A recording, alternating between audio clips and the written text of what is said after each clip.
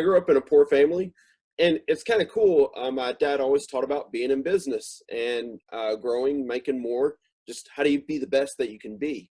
And so life's taken many journeys, many failings. Of one time, moved to Kentucky for 3 months to be a car salesman, and that was a 3-month journey. Which I bought a home down there, sold, and flipped for a profit. Uh, So so it that was wasn't a really total loss.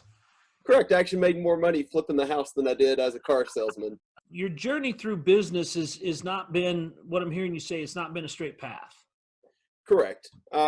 It's doing really good right now, but in the past, it's taken many dips, and I wasn't from a family of learning of how to be a good business person, so I just had to wing it. And there's a lot of great people we can watch, listen to online, and read to be better. That's an intelligent observation that it sounds so easy and it sounds so common, but as you know, common sense isn't all that common. You're actually choosing to educate yourself.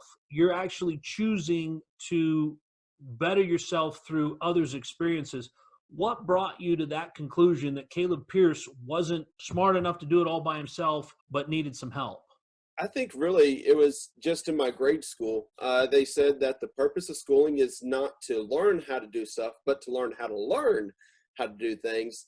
And as I keep making more and more money, I keep investing more and more percentage of my income into becoming a better person and a smarter investor because, I don't want to make a mistake with a much larger money number and go back to zero. I Right. want, keep it Yeah, growing. losing 10% of $100 is something you can come back from pretty quick rather than losing 10% of $10 million for sure.